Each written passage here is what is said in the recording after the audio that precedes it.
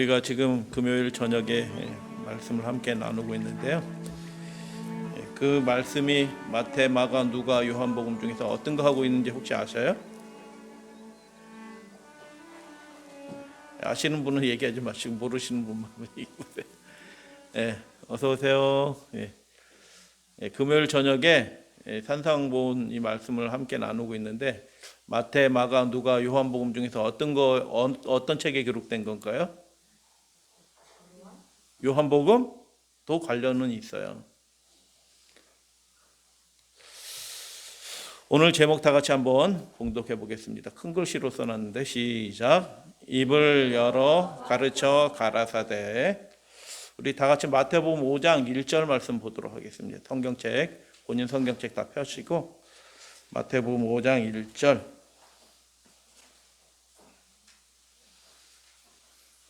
찾으셨으면 봉독하겠습니다. 시작. 예수께서 무리를 보시고 산에 올라가 앉으시니 제자들이 나아온지라. 2절. 입을 열어 가르쳐 이르시되 하고 심령이 가난한 자는 복이 있나니 그렇게 되어 있고요. 5장 부분에 보면은 12절까지 보면 이제 팔복에 관한 부분 되어 있어요. 그리고 13절부터는 이제 이렇게 단편적인 말씀 쭉 되어 있는데 그것도 다 산상수훈의 말씀이에요. 팔복과 함께 세상의 소금이니 이렇게 되어 있고요. 그리고 이 산상 부분을 마치는 마지막 비유가 뭐냐면 모래 위에 지은 집, 반석 위에 지은 집, 7장 맨 뒷부분에 그렇게 해서 이 산상 부분의 얘기가 마칩니다. 예수님의 교훈의 가르침의 요약판이라고 할 수 있는 것이 산상 부분입니다. 그래서 우리가 팔복을 마쳤고요. 그래서 그 뒷부분 가기 전에 예수님께서 무엇을 가르치셨는가라는 것들을 생각해 보기 위해서 5장 1절 2절 말씀으로 입을 열어 가르쳐 이르시되 가라사대라는 말씀으로 함께 말씀 나누겠습니다. 산상수훈의 말씀을 주시기 전에 상황에 대해서 마태복음 5장 1절에는 제자들이 예수님 앞에 나와왔다라고 얘기하고요. 예수님이 사람들이 많이 왔기 때문에 산에 올라가서 앉으셨다라고 얘기해요. 앉으셨다라는 뜻이 무슨 뜻이에요?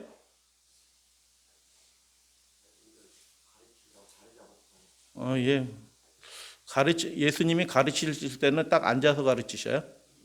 랍비의 권세로 랍비들은 가르칠 때 앉고요. 듣는 제자들은 서서 들어요.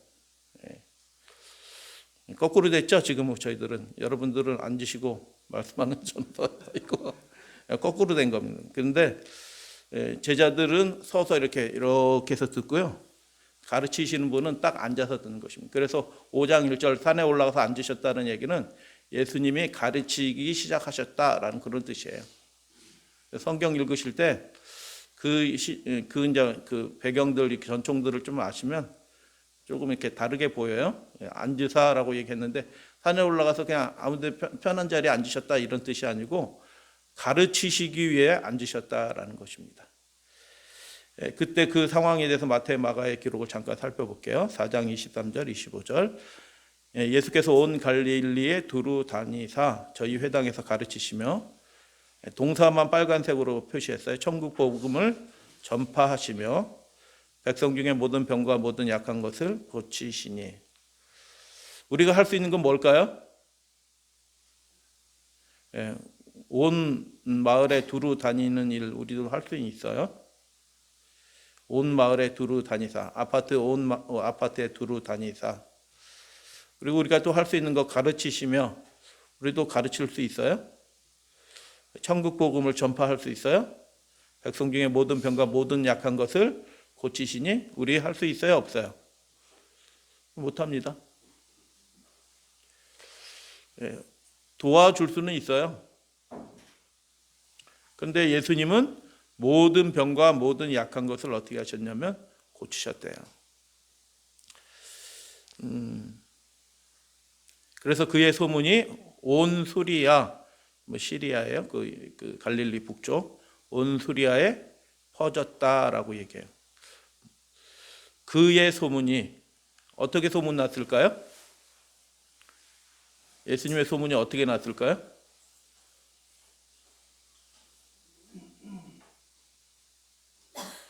여러분이 이 목격자가 됐다면 어떻게 소문내시겠어요?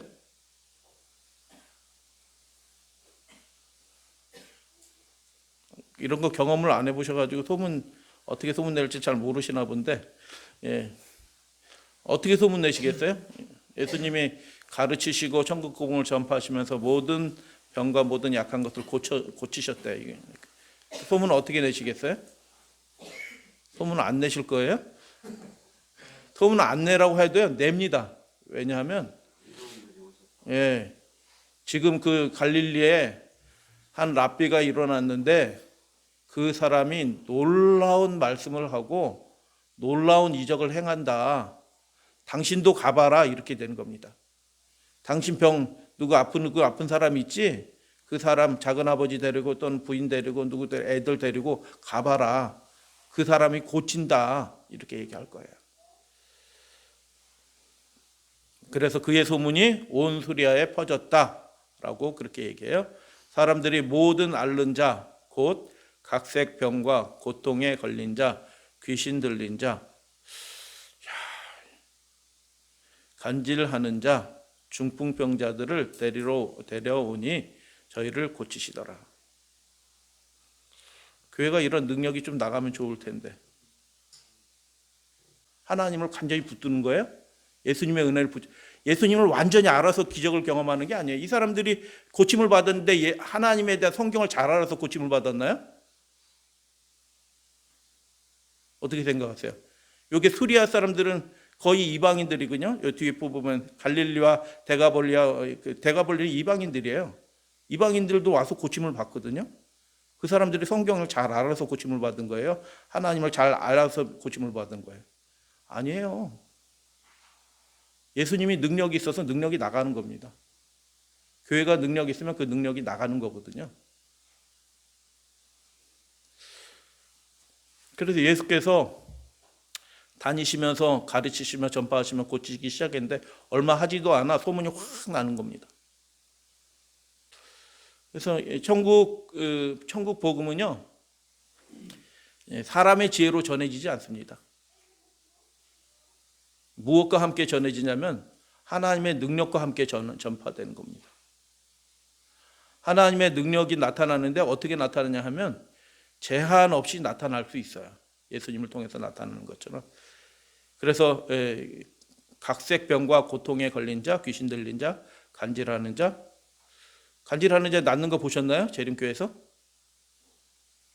간질한 중풍병자 뭐 이렇게 뉴스타트 해가지고 좀 좋아졌다 이런 거 말고요. 병자가 낫는 거 보셨나요? 귀신 들린 자 뭐 이런 경우가 가끔 있어요. 우리 교회에서도. 근데 그 능력이 나타나야 된다는 거죠. 능력이. 신앙 말에 있지 않고 능력이 있다라고 말씀하잖아요. 근데 25절에 보니까 갈릴리와 데가볼리와 예루살렘과 유대와 요단강 건너편 허대한 그래서 우리가 하나님 믿는 신앙이요. 그냥 지식으로 아멘 좋다 예수님 뭐 이게 아니고요. 실제로 하나님의 영의 역사들이 일어나는 그 현장 예수님을 통해서 그런 일들이 일어났기 때문에 아주 짧은 시간 내에 복음이 소문을 통해서 전파되기 시작했다라는 것입니다. 허다한 무리가 쫓으니라라고 그렇게 얘기해요. 마지막 시대도 이런 일이 벌어질 거예요. 준비된 백성을 통해서. 그래서 우리가 우리의 삶을 통해서 무엇이 드러나야 되냐? 하나님의 말씀이 드러나야 되고요. 하나님의 나라가 전파되고요. 우리를 통해서 연약한 자들이 다시 세워지는 역사들이 예수님을 통해서 있었던 것처럼 교회를 통해서도 있게 될 것이다. 허다한 무리가 쫓았다라고 얘기했는데 그 사람들이 왜 예수님을 쫓았죠? 말씀을 듣기 위해서 쫓았나요? 병을 고치기 위해서 쫓았나요? 우리 누가복음 6장 말씀 보도록 하게요. 5장 6장 말씀 볼게요. 예수의 소문이 더욱 퍼짐에 허다한 무리가 말씀도 듣고 자기 병도 나음을 얻고자 하여 모여오되 이렇게 얘기해요. 그 사람들이 그냥 육신의 피로만 해가지고 예수가 누군지 상관도 없고 그냥 병만 고치려고 사람들 데려온 게 아니고 말씀 들으러 왔다는 겁니다. 말씀 들으러. 그래서 제자들이 전파를 하는데 온 유대와 사마리아와 땅끝까지 이르러 이렇게 하는데 그 말씀이 전파되는 이유가 뭐냐면 예수님이 이미 그 인근 지역에 다 이렇게 씨를 뿌려놓은 거예요. 제자들이 거둔 거죠. 성령을 통해서. 그래서 그들이 말씀도 들었다라는 것입니다. 여러분들에게 말씀 들으러 나오는 사람들 좀 있나요? 예, 없죠. 예, 없습니다. 예, 들으라고 해도 안 듣죠. 예. 그런데 이제 권세가 나타나면 말씀 들으러 옵니다. 예. 말씀 들으려고 하고요. 자기 병도 나음을 얻고자 하여 모여왔다라고 얘기해요. 6장 부분에 보니까 예수께서 저희와 함께 내려오사 평지에 서시니 그 제자의 허다한 무리와 또 예수의 말씀도 듣고 병 고침을 얻으려고 유대 사방과 예루살렘과 및 두로와 시돈의 해안으로부터 온 많은 백성도 있더라. 여기 여러 지역에 나오는데 좀 이상한 지역이 있나요? 여기 있는 사람들도 오네? 이런 사람이 있을까요? 지금 예수님이 어디 있는 거예요? 예수님이 지금 이 말씀하고 천국 구봉을 전파하고 병자를 고치는 지역이 지금 어느 지역이에요? 예, 갈릴리 지역이에요. 근데 어디서 온다고 해요, 사람들이? 유대 사방과 예루살렘에서. 거기서 여기까지 오려면 시간이 갈릴리까지 오려면 시간이 얼마나 걸려요? 꽤 걸립니다. 병자 데리고 오려면 시간 더 많이 걸리는 거죠. 멀쩡한 사람도 빨리 걸어야지 이틀 3일 걸리는데 병자 데리고 이렇게 오려면 시간이 많이 걸리는 겁니다. 그런데 그분 한 분 바라보면서 왔다는, 또 이상한, 읽으면서 여기 사람도 왔네 이렇게 생각하는 부분이 있어요. 두로와 시돈의 해안으로부터도 많은 백성들이 왔다. 절에 다닌 사람도 왔다는 거예요. 우리 식으로 지금 얘기하면. 저 봉선사 절에 다니던 사람들도 그 앞에 맨날 거기서 절에 가지고 꾸벅꾸벅 하던 그 이방인들도, 하나님을 안 믿던 사람들도 예수님 만나러 나왔다는 겁니다. 그래서 예수님은 세상의 빛입니다.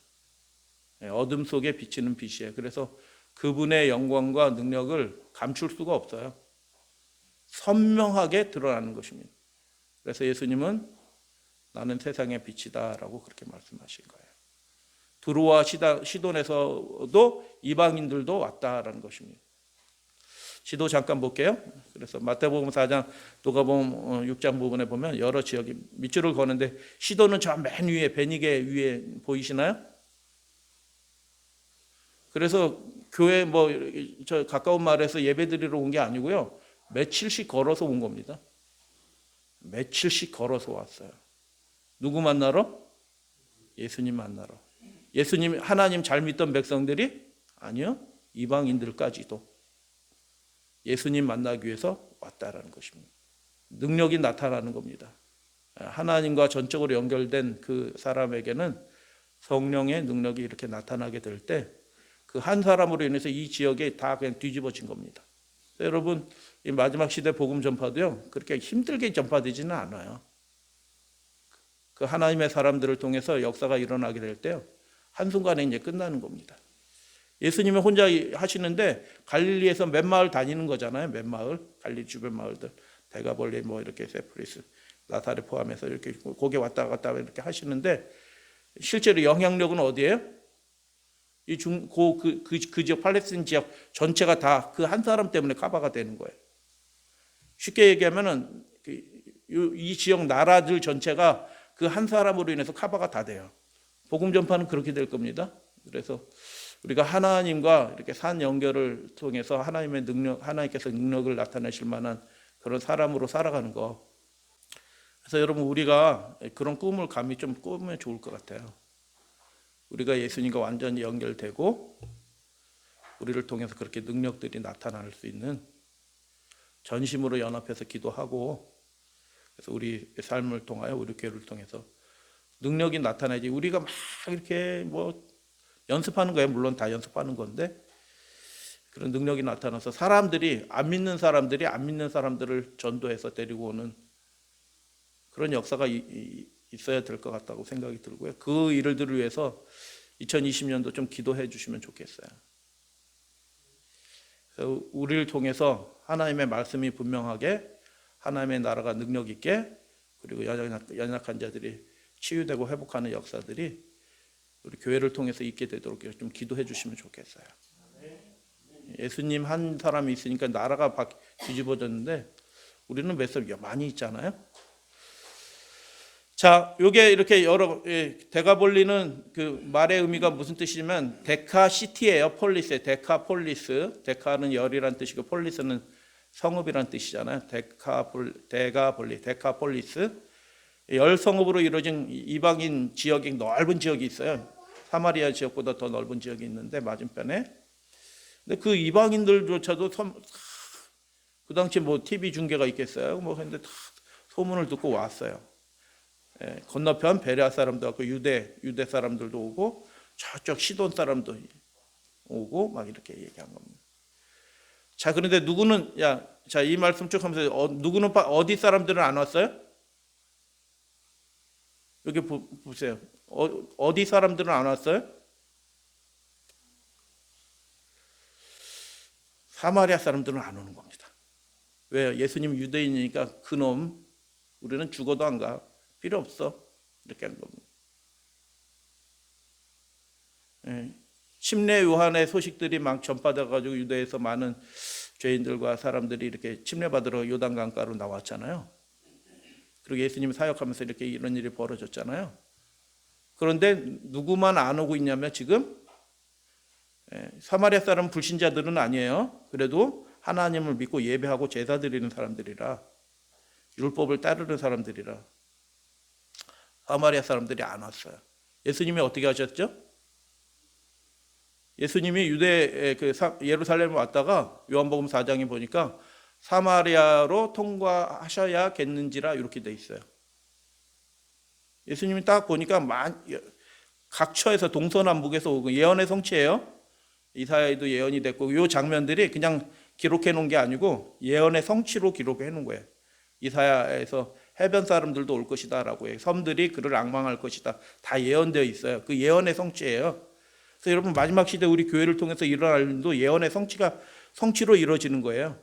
반드시 그런 일들이 벌어질 거라고 생각하고 우리가 그 일들을 위해서 감히 우리가 기도하면 좋을 것 같아요.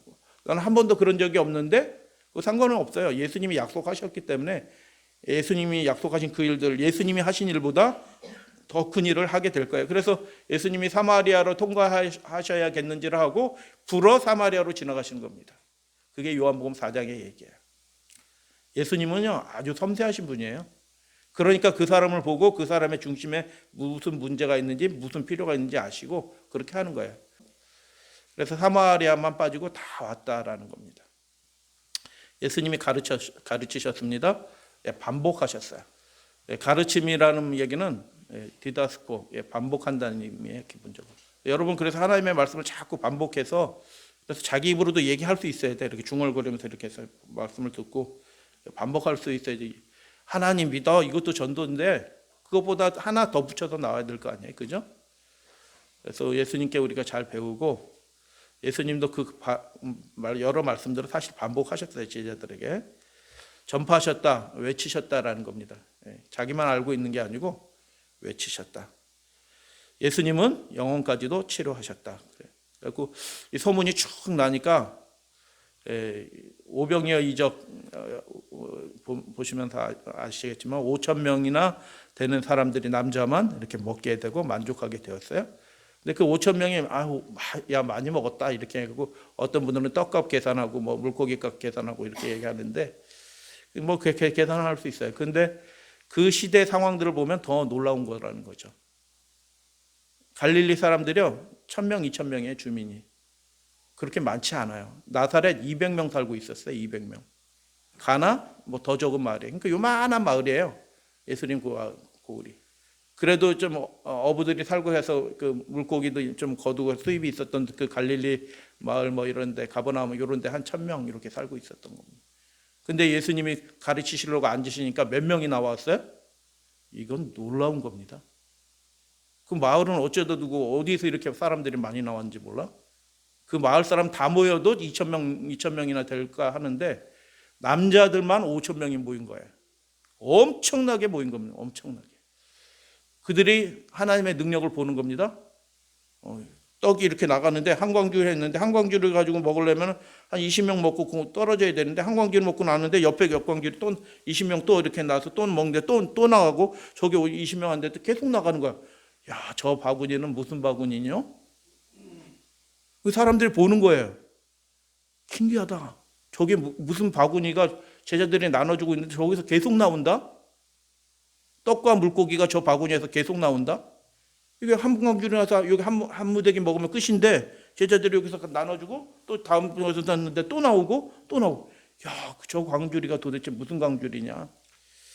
그리고 다 배부르고 이렇게 예수님이 하시는 말씀 다 들으려고 하는 거죠. 귀를 쫑긋 마음을 탁 열고 예수님이 이렇게 입을 열어 가르쳐 가라사대라고 할 때 그들이 다 들을 마음을 가지고 이렇게 듣기 시작했다. 산상수훈 5쪽에 말씀 잠깐 읽을게요. 가난한 농부들과 어부들은 비참한 그들의 오막살이와 변변치 못한 음식과 고역의 생애와 기근의 공포에 모든 것이 풍족한 저택과 안락한 생애로 바뀔 것이라는 보증의 말씀을 듣는 것이 소원이었습니다. 야, 우리 생애가 확 바뀌어질 거예요. 하나님께서 그렇게 해주실 거예요. 그렇게 말씀해 주실 거라고 생각했거든요. 여러분이 경제가 한순간에 꼬꾸라질 때가 와요.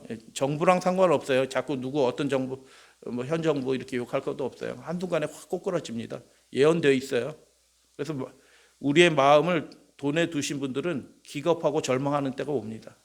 계시록의 예언이 그 얘기거든요. 17장 18장. 그 일들이 한순간에 와요. 소망을 하나님께 둔 사람은 보호함을 받을 거예요. 근데 그들이 그런 것들을 기대하고 왔다라는 겁니다. 경제는 몰락해가지고 소장농들이 다 땅을 빼앗기고 그래가지고 먹고 살 게 없어서 길거리에 나와가지고 하루 종일 서 있는 품꾼의 비유처럼 그런 사람들이 허다하게 많았던 겁니다. 근데 그것조차도 일자리가 없었다. 그래서 그들에게 듣기 좋은 소리는, 희망적인 소리는 뭐냐면 세상이 바뀔 겁니다. 여러분 배부르게 먹고 살 겁니다. 새 나라가 올 겁니다. 하나님이 그렇게 하실 겁니다 하면 그들이 환호하고 바로 예수님 그 자리에서 왕 독립할 겁니다. 바로 우리 독립합시다 하면은 그 갈릴리 사람들이 다 독립하려고 투사가 됐을 거예요. 여러분 왜 예수님이 갈릴리에서 활동하셨을까요? 활동할 곳이 많이 있는데 갈릴리 사람들이요 투사들이에요. 투사들. 그렇게 혁명가들이 거기 온상이 혁명가들의 온상이에요.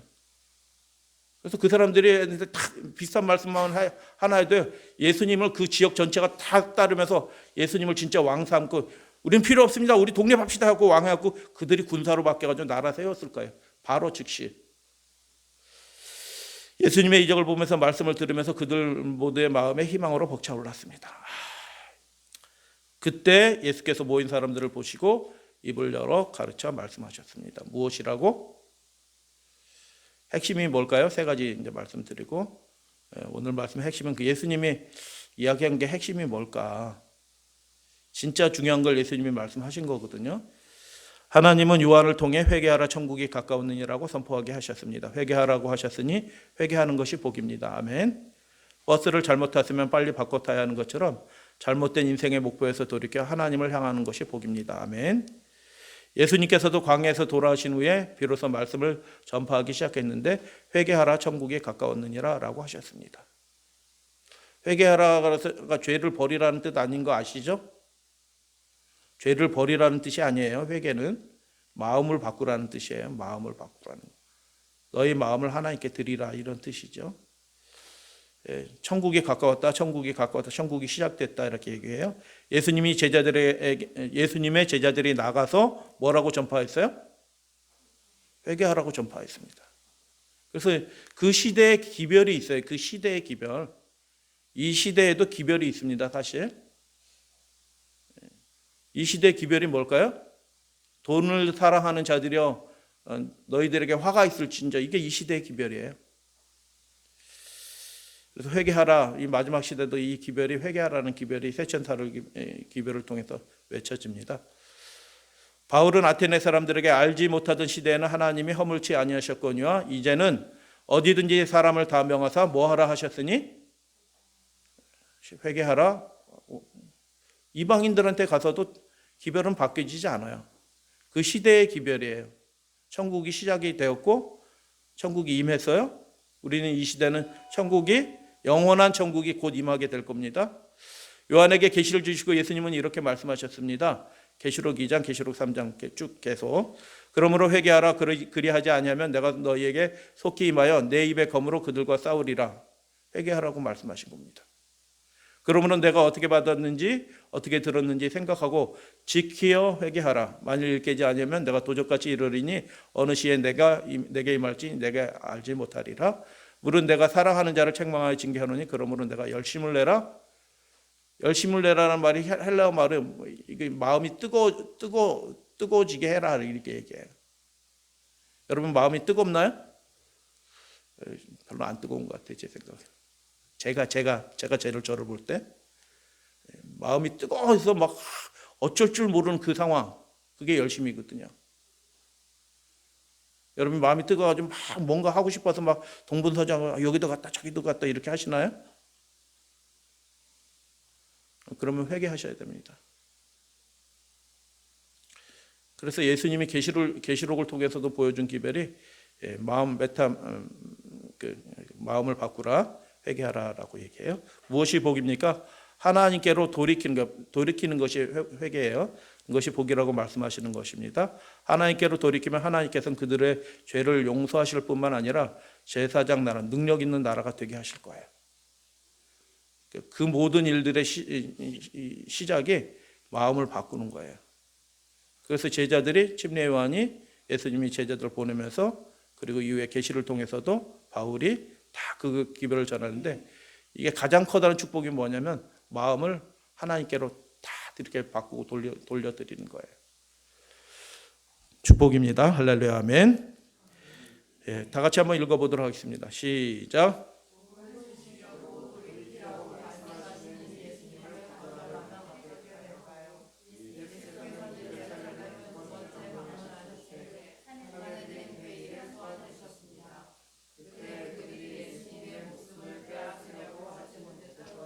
순전히 백성들에 대한 두려움 때문이었습니다.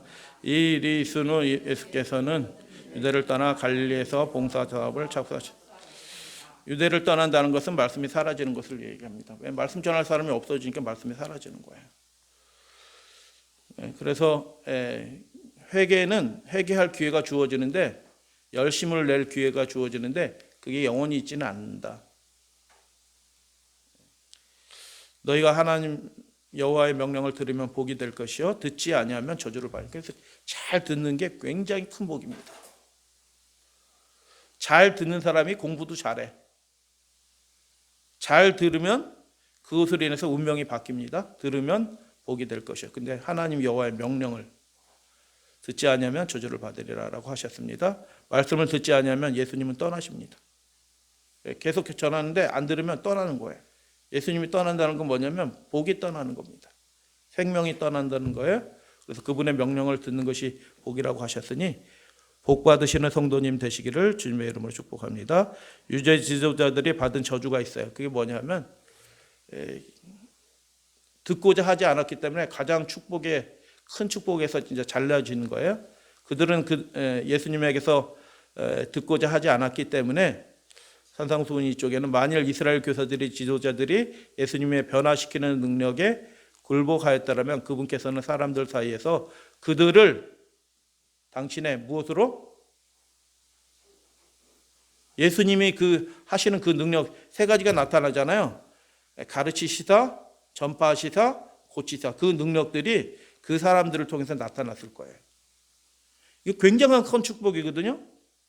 가르치시고 전파하시고 고치시는 그 능력이 그들을 통해서 나타났을 거예요.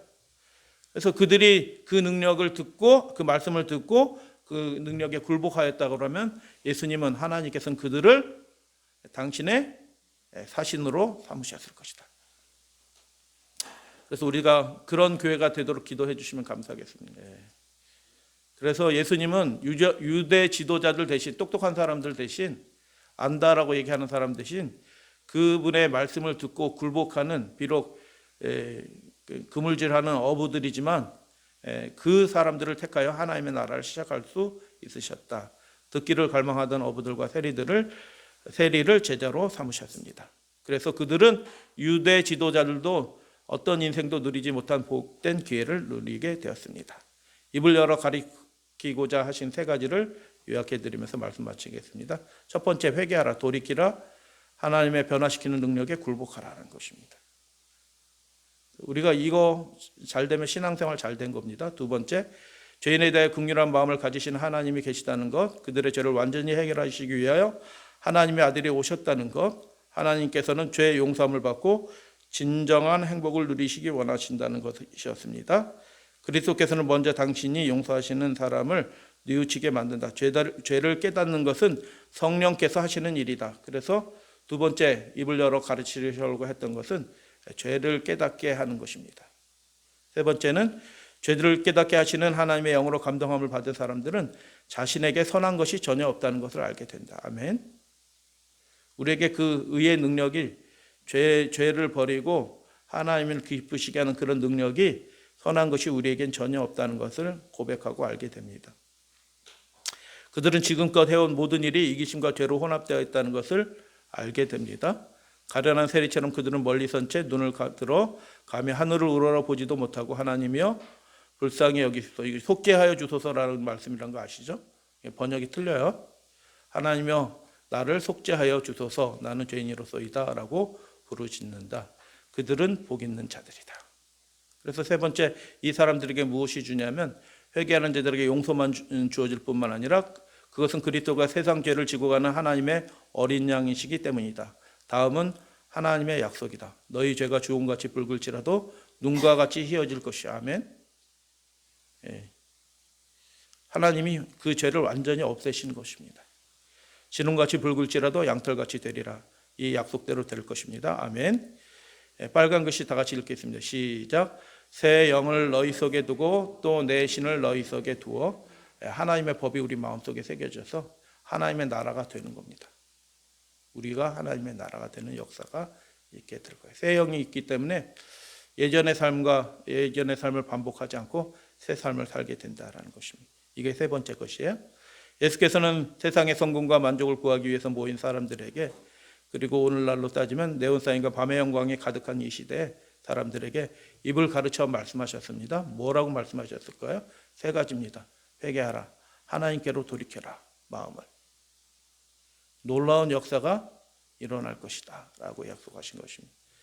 죄 사함을 받으라, 죄로부터 자유함을 누리라 라고 그렇게 말씀하셨어요. 죄인이 안 되던 그 일들을 하게 되는 것입니다. 세 번째는 뭐냐면 죄와 상관없이 살기 위해서는 하나님의 능력이 필요한데 성령을 통하여 새 마음을 주시겠다라고 얘기하는 겁니다. 새 마음을 받으라. 그래서 입을 열어 예수님께서 가르치시려고 했던 것이 이것이에요. 이것들이 되는 사람들에게 성령의 역사와 능력들이 그 사신된 사람들을 통하여 나타나게 될 것이다 라고 그렇게 말씀하신 겁니다. 그 축복을 받으라라고 예수님께서 입을 열어 가르치셨는데 그 핵심적인 내용들이 뭐예요? 팔복이에요. 팔복을 포함한 산상수훈이에요. 마태복음 5장, 6장, 7장. 그 내용들이 예수님의 기별의 요 세 가지 핵심을 여러 가지 모양으로 이렇게 나타난 것입니다. 여러분, 우리는 그냥 어떨 때는 재미나고 어떨 때는 좀 지루하고 하는 그런 신앙생활을 하다가 예수님 맞이하는 건 아니에요. 열심을 내게 되고요, 능력이 나타나게 될 것입니다. 그래서 그 약속을 믿고 우리가 하나님 만나기를 기도하면서 그냥 자기 예전의 삶을 생각해가지고 하나님께서 하실 일들을 잊어버리시면 안 돼요. 하나님께서 약속하신 그 일을 하셔요. 그래서 그 일들이 하나님께서 예언하신 그 영광스러운 일들이 우리의 삶을 통해서 일어나게 될 겁니다. 교회를 통해서 역사하실 겁니다. 그래서 한 사람이 있는 곳에 10,000명이 있고 10만 명이 있고 100만 명이 있는 역사들이 한 사람이 있기 때문에 이 대한민국이 뒤집어지는 일도 일어나게 될 거예요. 그게 꼭 우리가 아니더라도 우리도 같이 동역자로 하나님 저 사람을 쓰시네, 같이 기도해서 협력해서 그 일들을 이루시면 돼요. 예수님 한 사람 있으니까 그 팔레스타인 전 지역에 다 복음이 전파되잖아요. 힘있게 아주 짧은 시간 내에. 그 일들이 이 마지막 시대도 있게 될 것이다. 근데 그 일들을 위해서 준비되는 세 가지 방법이 있습니다. 첫 번째 뭐 하는 거예요? 하나님께로 돌이켜야 됩니다. 이게 회개예요. 마음을 다 하나님께 드리는 것. 그리고 하나님께서로부터 하는 우리 안 되던 그 문제, 죄의 문제가 해결함을 받고요. 우리 속에 거룩한 영의 영으로 새 마음 충만해지는 역사들이 이렇게 준비가 된 그 사람들을 통하여 예수님께서 하셨던 일보다 더 큰 일들이, 태희가 기도하면 병자가 나을 거예요. 그 현대병원 병원의 의사들보다 태희가 더 유명해질 거라니까요. 태희가 기도했는데 나아요. 간질병자, 중풍병자들이, 암 환자들이 막 낫고 그런 일들이 벌어질 거예요. 호수가 기도했더니요, 길바닥에 쳐가지고 사람이 죽어가지고 삐삐하고 사람 호흡이 뜨거라고 죽었어요 이렇게 했는데, 호수가 가서 그 사람 붙잡고 기도했는데 그 사람이 갑자기 벌떡이 앉아 일어나서 죽었던 사람이 살아나는 역사들이 일어날 거라니까요. 그래가지고요, 한순간에 복음이 그렇게 해서 끝나게 될 거예요. 그렇게 준비되기 위해서 예수님께서 입을 열어 가르치신 거예요. 너희들이 그렇게 복의 통로, 성령의 통로, 능력의 통로가 되어달라. 그래서 요거 준비시키기 위해서 요한 보낸 거고, 예수님 보낸 거고, 제자들 보낸 거고, 사도들이 그렇게 계시를 통해서 또 보여주신 거예요. 그래서 이 단순한 건데 하나님께로 마음을 돌이키는 방법을 배우는 것, 죄로부터 자유함을 누리는 것, 성령의 충만을 받는 것을 통해서 하나님의 역사가 일어나게 될 것입니다. 예루살렘 성전에서는 신성을 모독하는 자들을 내어 쫓으심으로써 예수님께서 하시는 일이에요. 그래서 우리 죄가 우리 속에 탁 달라붙어 있어요.